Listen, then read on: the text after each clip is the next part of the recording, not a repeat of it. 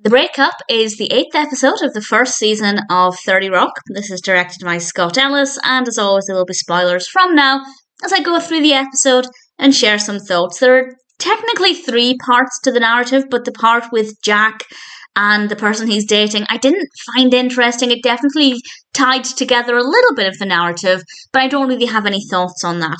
The other 2 parts focus on Liz and Dennis and Tracy and Toofer. And Tracy and Toofer are not getting along.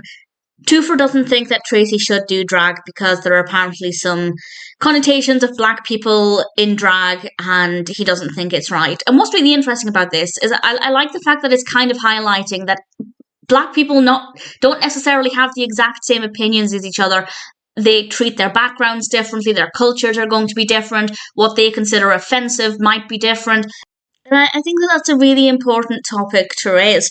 We then get a couple of seconds of black Frasier, and the first time I watched this episode, I hadn't seen Frasier. I watched 30 Rock about 5 years ago now for the first time, and I hadn't seen Frasier then. So this wouldn't have meant anything to me at the time, but watching it now, I thought it was pretty funny. They even had Martin's chair, which was definitely above and beyond, and I thought it was a nice little touch. Very brief, but very entertaining. And Liz tells Toofer that he needs to write something great, either with Tracy or for Tracy. And Tracy and Toofer are trying to brainstorm and come up with some ideas, and Tracy calls Toofer the N-word. We don't hear it. Somebody is vacuuming when the N-word is dropped. And to Tracy, that's a term of endearment. But to Toofer, that's really offensive. And they end up having a meeting with Jack and Liz, and it was a really interesting discussion. I think they did a really good job with it, from my perspective at least. I'd love to know what other people think of it. And then Toofer did say it, and again, we didn't hear it. And it definitely had a very different reaction to when Tracy said it, and they end up having to do a sensitivity class for communication. It's very well written. They're throwing around a lot of different offensive names and things you can't call people in the workplace. I wish we'd got a little bit more out of that scene, to be honest. I don't know where we could have got the time from, because I think pretty much everything in this had value, everything was enjoyable, so they didn't really have the time to do more with it, but I still would have liked to have seen a little bit more, got a little bit more out of the ridiculous name calling. They end up coming with a good idea for a sketch, and then they decide to drop the sketch because they don't have time for 2 sketches, and the sketch they go with is Tracy eating food and vomiting. Honestly, I don't find that funny. I find it quite disgusting. But Toofer thought it was the better option as well. So all's well that ends well with their working relationship. I thought it was an interesting part of the narrative. The other part focuses on Liz and Dennis. And at the beginning, the opening scene, Dennis is making holes in the walls for the television. There's a large dog there that he's looking after. Liz is fed up of everything. She tells him it's over. Jenna comforts her, and she ends up taking her out clubbing, and it doesn't go well. And Liz, as she put it, is very rusty. And it was very well done. It was quite entertaining, not laugh out loud funny, but what I enjoyed most out of it was just Jenna's exasperated reactions to everything. I just thought it was very, very well done.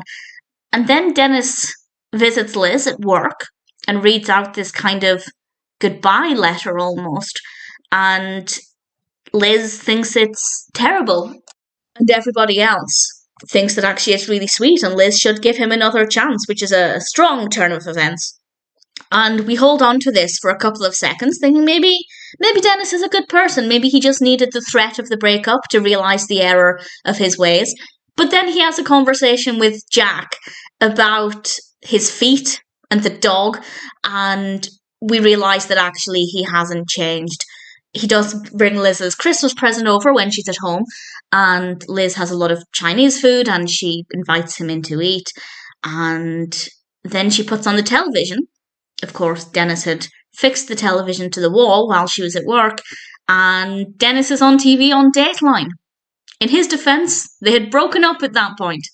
Not really much of a defence if you're willing to jump back into dating somebody that quickly. Granted, Liz was out clubbing to try and find somebody, but that was more for Jenna's benefit to make Jenna feel like she was doing something for Liz rather than for Liz's benefit. I don't think that was the case with Dennis.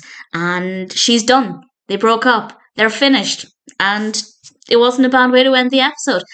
It's a good episode. I think it raises some interesting points. Personal highlights, well, Black Frasier. Just because, as a huge Frasier fan, I completely had forgotten, obviously, because it didn't mean anything to me when I first watched it. I completely forgot it was a thing. I'm just impressed they had the chair. I rather liked that. And I guess the clubbing scenes mostly because of Jenna's reactions to Liz just being absolutely terrible at it. And the conversations between Tracy and Toofer. So not a bad episode. Not bad at all. And something I love about 30 Rock is watching the TV show performances, whether that's a girly show, TGS, and I didn't like the performance in this one because I don't find Vomit funny. I find it rather disgusting. But everything else, not too bad at all. The breakup is a pretty decent episode of 30 Rock.